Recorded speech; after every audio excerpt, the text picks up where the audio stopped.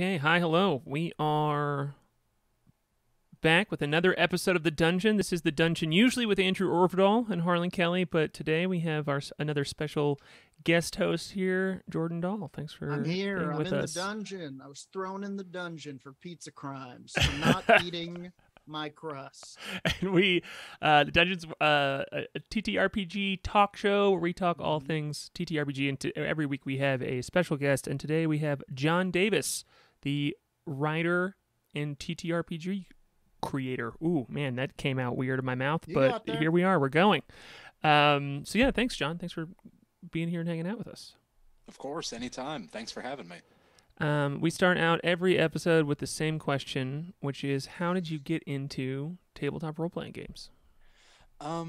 So it was something I've always wanted to get into. Like, you know, as a little kid, you see that one episode of Dexter's Laboratory where they're playing some kind of like weird amalgamation of D&D, and you're like, oh, I want to be in on that. Yeah. Like, I don't care if everyone treats them like nerds. That looks like a ton of fun. Yeah, I am the nerd. Yeah, exactly. People are already treating me like a nerd. I might as well be doing this. Yeah, might as well. That's so funny. We've gotten the Community episode referenced on here. We've gotten, I think, like the Big Bang episode referenced on here, but I don't think we've heard the Dexter episode. So shout out. You've planted your flag. See, I go for the deep cuts. The deep cuts. Let's go. Hell yeah. But I originally got started with 4th edition, I believe. Me too. Yeah, and Shame. You know, I don't personally get all the hate that 4th edition gets, because I think it's fine. Yeah. It's certainly not as bad as other editions have been. I definitely had a lot of fun playing it at the time. Yeah, same. And we played for about maybe 3 or 4 months, and that's when 5th edition came out. Nice. So, and you know, it's like, oh, the new shiny thing. We got in on that. And from there, we kind of just branched out to other games. We tried out more story games and, you know, stuff like that. And, you know, ultimately it ended up with me becoming a game designer. I would see like stuff with games. I'm like, oh, I would do that differently. And I kind of just went from there, you know? Yeah, absolutely. I mean, everyone, you know, I think most DMs now are game designers, whether they know it or not, because of like, you know, how much tweaking or customization I feel like happens naturally with people when they get excited about games. So yeah, that is kind of the Pokemon evolution, is like player, DM, game designer. Yeah. Personally, I think it takes a very dedicated person to run a game as written. Personally. Yeah. Right. Yeah, I agree. I learned a lot from a friend who ran the Tomb of Horrors as it's like printed in Nice. in the Yawning Portal, and he ran it, but he also did like research about how it was run at the time, and like in conferences, and kind of like the culture around why it became what it was, and he tried to like run it in this very specific style, and it was so cool because of that, because he was like, he wasn't doing it to be like this hardcore person. He was doing it to just like learn about the game, and I learned a bunch from it too, from that exact thing, because I think you're right. It's like, in order to not just like run with things, you have to be so on top of like all of these tiny little pieces. Well, it's also funny when you, especially Tomb of Horrors, you got to remember that was written as a tournament module. Yeah. So the idea is that it's a meat grinder. Yeah. So if you run it as a meat grinder, it's going to be a ton of fun. Yeah. You know? Yeah, that was exactly, that's so fun, because I like learned about that. He like talked about it, and we didn't quite run it as a meat grinder, because we just ended up running it, you know, like we ran away with it and it was fun. Yeah. But just the idea of keeping track of carry weight and keeping track of food, and only being able to be inside of the dungeon for X amount of time, I feel like I learned so much about why D&D is designed the way that it is, and like why there's all these like leftover things where I'm like, I don't know if you'd ever even use that now, but it's like, oh man, this really Goodberry really matters. Yeah. So what was the first time that you designed something and you said, I don't want to just like homebrew mod this for my game. I want to like give this to other people to run, or I want to like share this? It took a few tries. Yeah, fair. I would try and make something and I would have my own hang-ups about it. You would like be hovering over that submit button. Yeah. But the first thing that I put out that I really was really proud of that and like people took notice of was the original pamphlet edition of In the Light of a Setting Sun, which is my Western game. Awesome. Yeah, a lot of people seem to like that, and it just makes you feel like a little bit of self-worth, when other people get a little bit of like enjoyment out of something that you made like that. It makes you feel really good. It's incredible when you have made something and other people appreciate it, and like especially when they kind of take it and make it their own, and they're like, okay, this is a part of me now, and you're like, oh, I've done it. I will live forever. Someone has noticed me. Yeah. You see someone playing with your toy, and you're like, I made that. I made that. Yeah. That's awesome.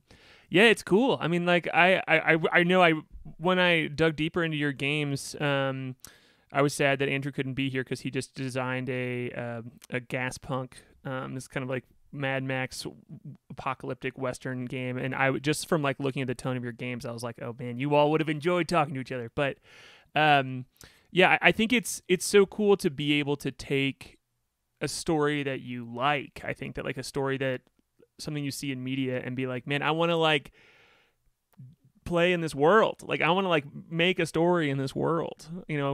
Jordan, I feel like you're really good at doing that with characters, where it's like, oh man, this is a character that like walks by in a story, and you're like, wait, I want to know more about them. The farthest I've ever gotten is like I have like a couple of campaigns laid out that I really want to run people through. I have like a fun island, like far out tubular island adventure that I can never get people past like the second session of for some reason because the groups fall apart.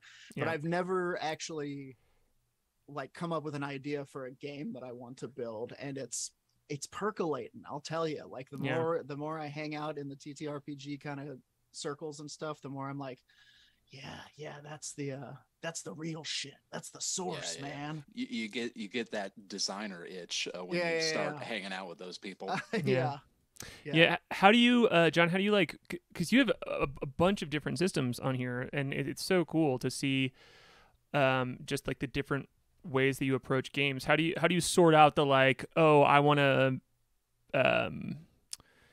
like this seems like a fun idea, and how do you like sort that out into like no, I really want to like get this done. Like this is the thing that This is like a good idea, basically, like inside of your head that you're excited about finishing. When I can't stop thinking about it. Yeah, that's a good answer. Basically, how my process works is that I'll see a genre in like a film or a book or something, and I'll say to myself, that sounds like a fun game. I want to write that game. Yeah. And, there's a little bit of like, that disappointment when you find that someone's already made that game, basically. Sure. But also there's thousands upon thousands of games out there. Yeah. Like there's so many original ideas out in the world, you might as well make your own version of it. Totally. That's I used to bump up against that a lot as like a writer and even a comedian, when somebody else has done like a bit that's similar to one of your bits or something. And I kind of got to the point where I just had to not care about it anymore. Yeah. It was like, you know what? So somebody's done it, but they haven't done it the way that I'll do it. And mine will be better and perfect, and it'll fix everything. Yeah. You're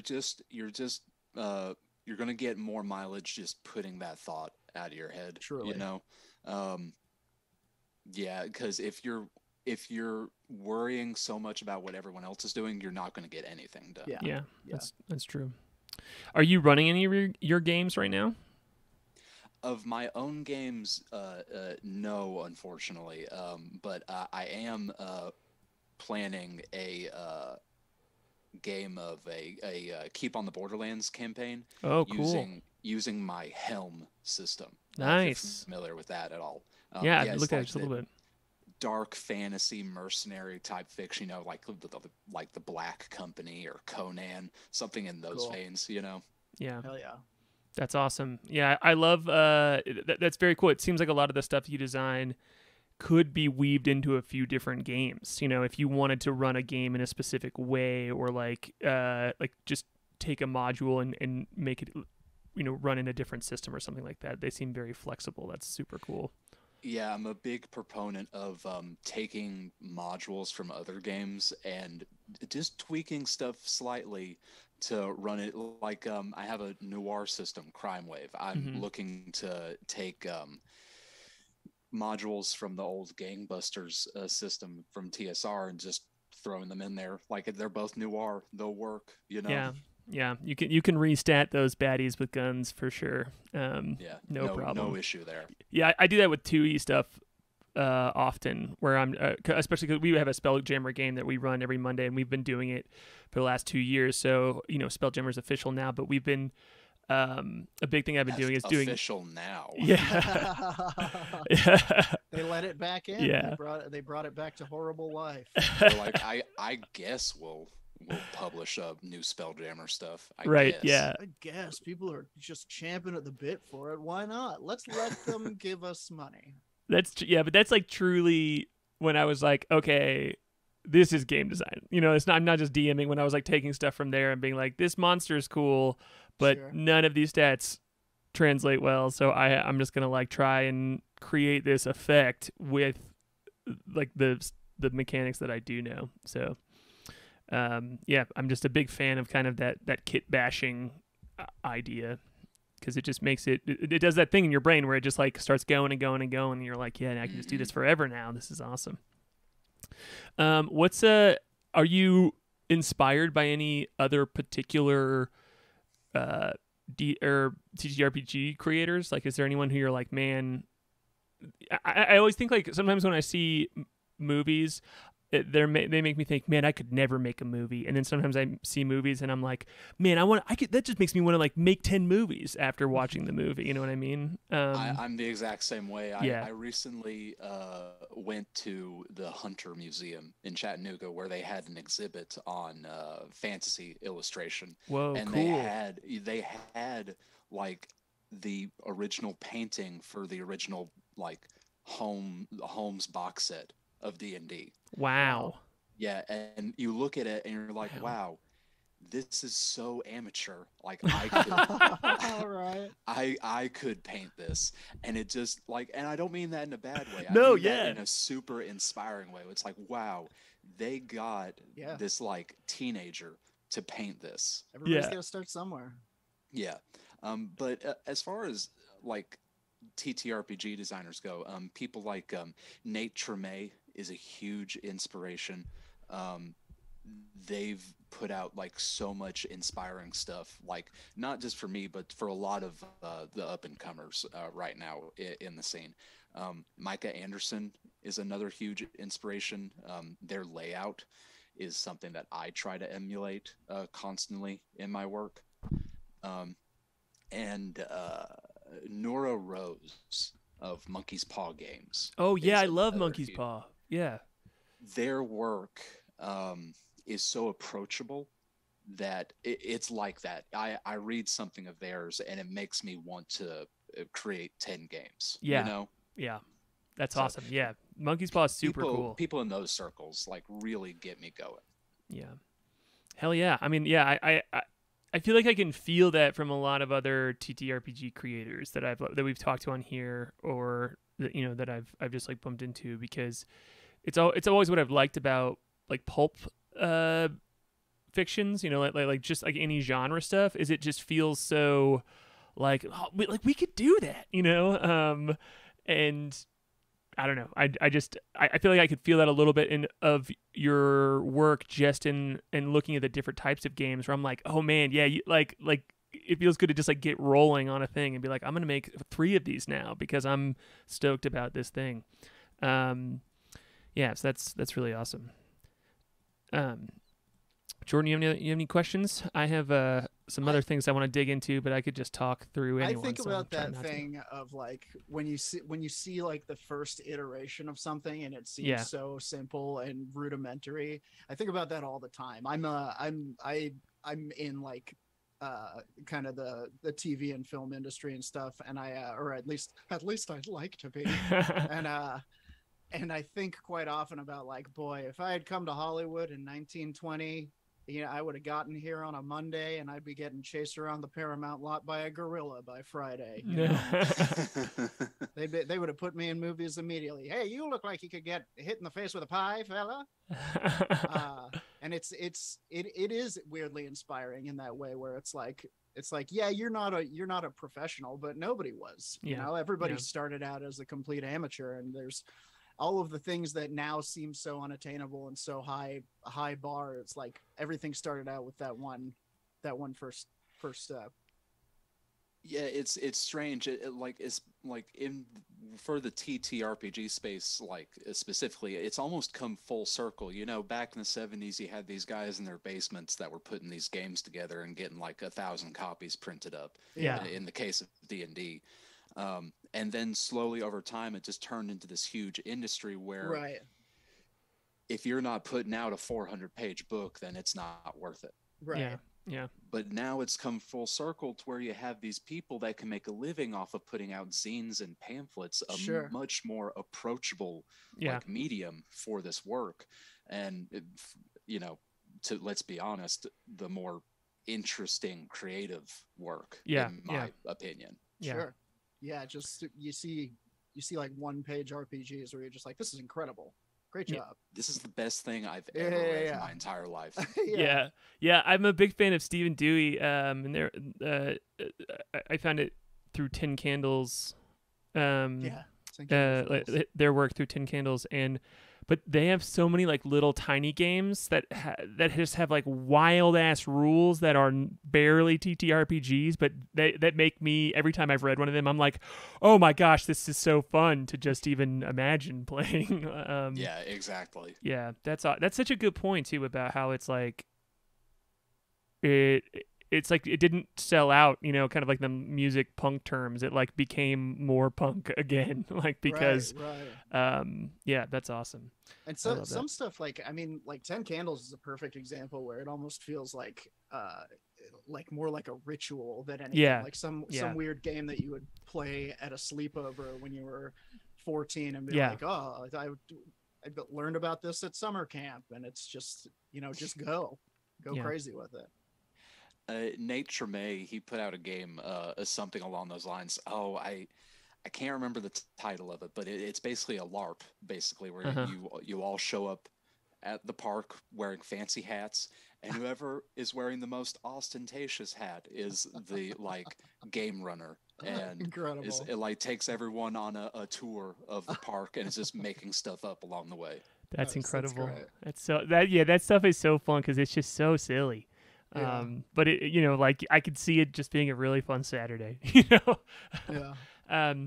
Well, from a question I have for you about your game, because of the tone of some of your games, specifically with Sabotage and Monday Night Mayhem, I'm a big fan of ship versus ship combat, but it's difficult in D&D, because it's like design, the whole design is for each person to have their character, and doing things with vehicles I think is tough. Andrew and I talked about this a bunch when he was making his game, because he's got vehicle rules in there, and it's just so difficult to have it be engaging. And I'm really excited to dig into both of these two games that you have that have these car elements to it. I'm interested if you have any advice or thoughts about running engaging ship versus ship, vehicle combat.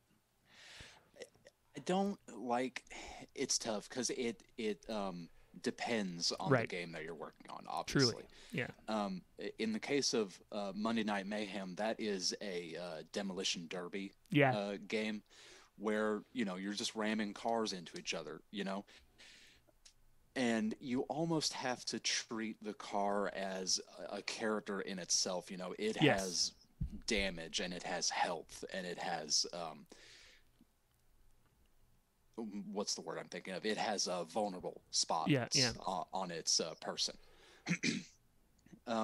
But to involve the pilot or the driver, as it were, there is a mechanic that, if you're going to get damaged, you can forego that damage to your vehicle and just take that damage yourself on your person.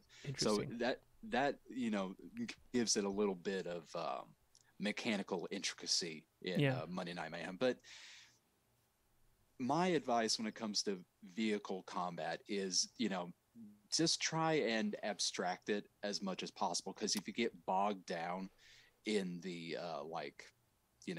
complexity of it, you're going to be there all day. Because if I can get it to a single die roll, that's going to be what's going to work best at the table for me and my group personally. Because it's so challenging, because you're right, it's its own system. It's hard to like do it with D&D, and you're right. I really enjoy reading any games that are specifically designed to be ship combat games, because I think that they are allowed to treat them more as exactly what you're talking about, where it's like each player has a ship, or each player has a part of the ship that is like their character. It is a surrogate for their character. But I think it's because they're also, so much of the time, vehicles are also rooms too. Like you have to know the space and be able to describe the space and the distance between things. So it's not just like a human body, but is this physical place as well that can be even like cars, like walking on a car, someone's all of a sudden on the top of a car, or is in the front versus the back or whatever. So I just think it's a really fun game design puzzle. And I think like a lot of the times people avoid it. But yeah, so it's cool to see that you didn't just avoid it. You dove way into it, which I think is really cool. Yeah, and I'm a big proponent of mini games. Within systems, and I think systems and mini games are two different things. Yeah, you should be going for a mini game when it comes to vehicle combat, and not a whole other system entirely. I've never thought about it like that, but that's one of those things that now that I hear it, I'm like, yeah, that's exactly true. That's right. Yeah, that's awesome. Well, cool. Let me think. Jordan, you have anything else? I kind of want to dive into. I want to talk about A Tower Darkly. If we go for it. Cool. Will you tell us? I think it's interesting just looking at your games and kind of looking at all the different stuff that you've designed, to see that you came back to a more traditional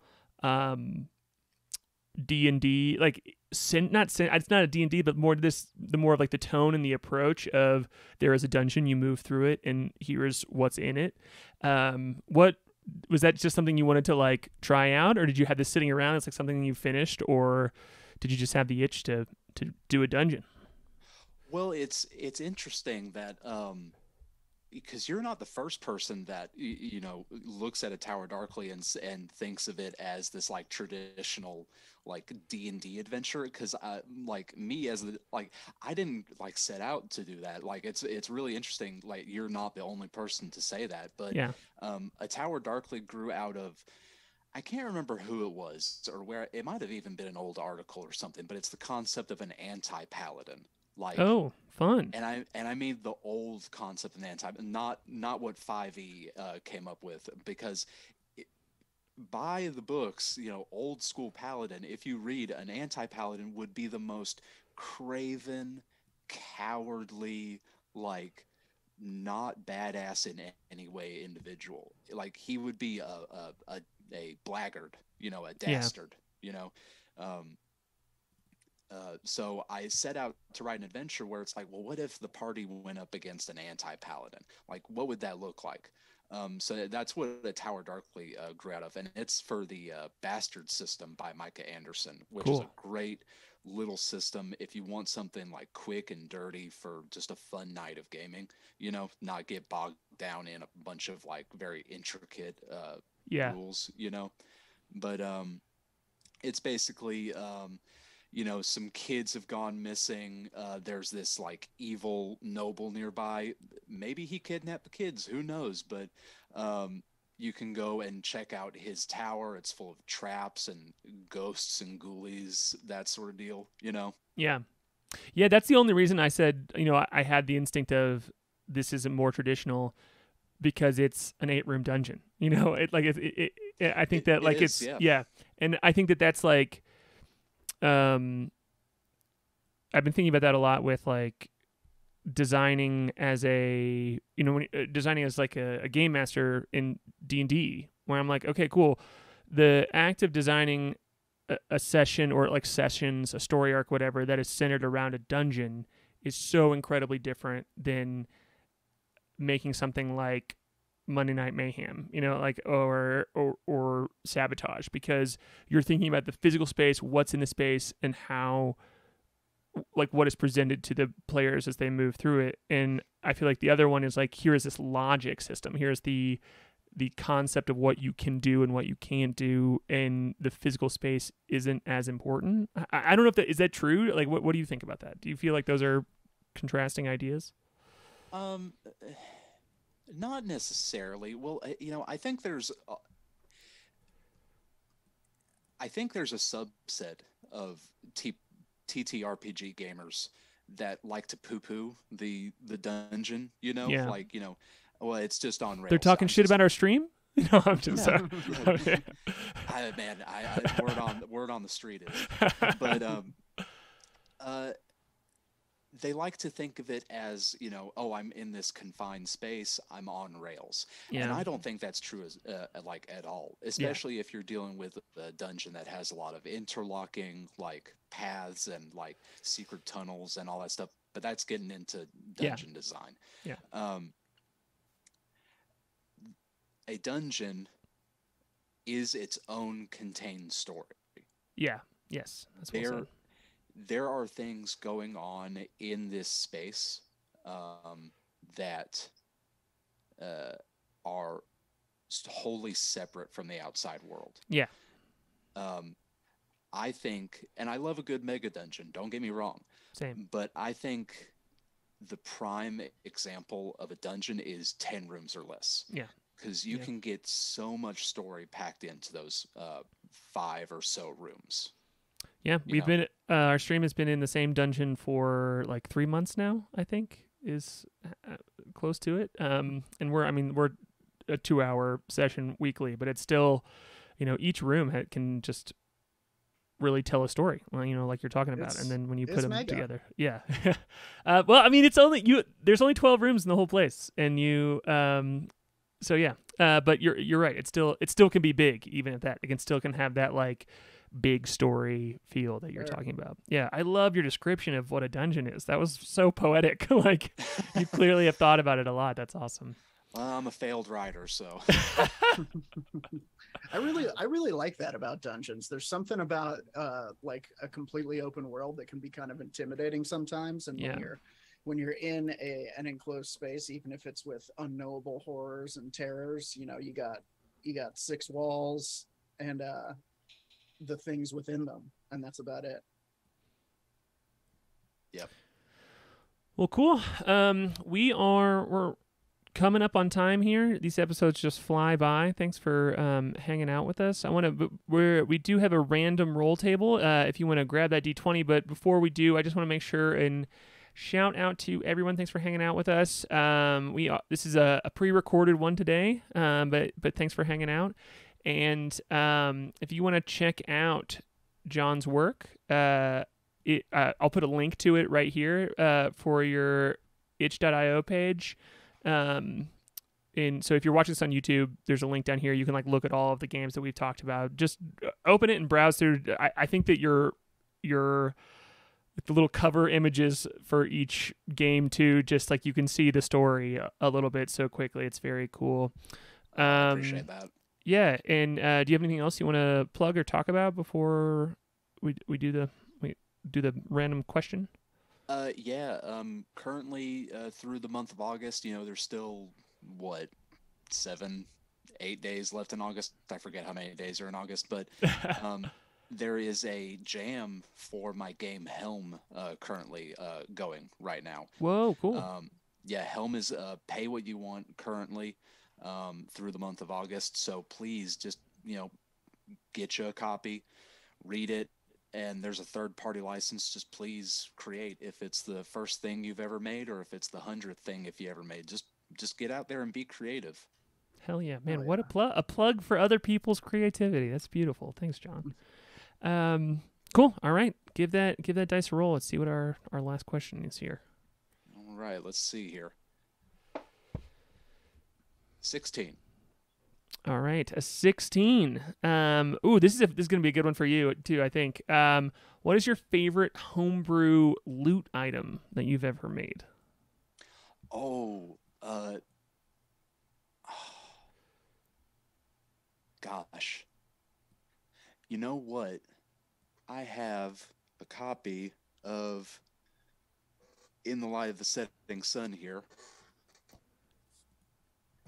And in the center of the booklet, there is a What's in Their Pockets table. And it's like 100 items of just weird stuff that you can find in like people's pockets.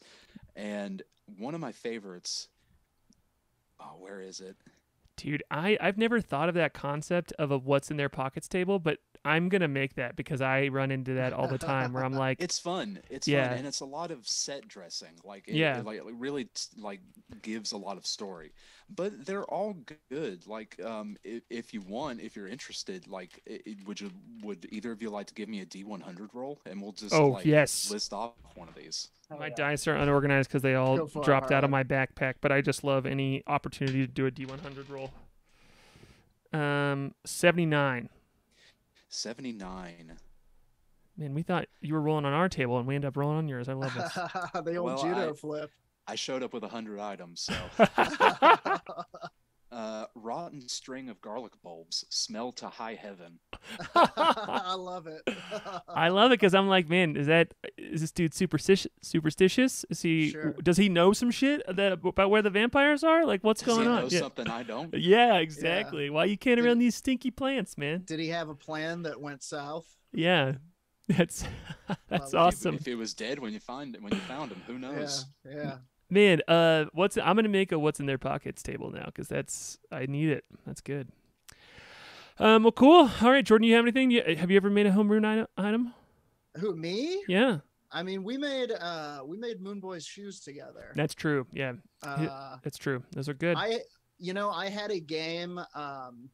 So I made a D&D 5e campaign that took place in the demi-plane of Fair Play, which was like a plane of games and rules and things. Oh, talk about mini games. Let's go. That had fallen into disarray, and so it was kind of Alice in Wonderland-y. The whole thing was lots of topiaries and mad chessboard pieces and things of that nature.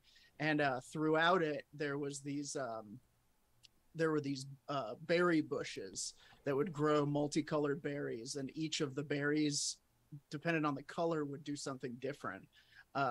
Like there were blackberries that would instantly kill you, instant death, and there were blue and purple paisleed berries that cast a homebrew spell called Cone of Birds that would make you barf up birds that would flap incredible at your enemy really and disorient them. And it was like a horrifying experience to happen to you, but it was very very helpful. I can see it. I can see the moment of yeah. What have I done? Yeah, that's great. That's awesome.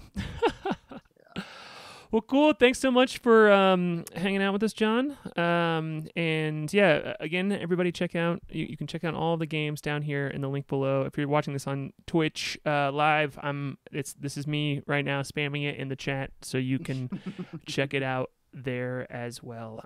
If you're new to our channel, we run a Spelljammer game every Monday. We just had episode 100 happen this last week. What an episode. Which was fun. Yeah, great episode too. And yeah, that's it. Thanks for hanging out. And don't forget, I'm going to do this because we don't have Andrew, so we always close the show with the same tip to players. Tip your DM. Do it. Venmo them $5 after the session. They did a lot of work for you. It'll make their day. They'll feel so stoked. Do it. Slide Tip a your 20 DMs, everybody. across the table. All right. Have a good one. See y'all.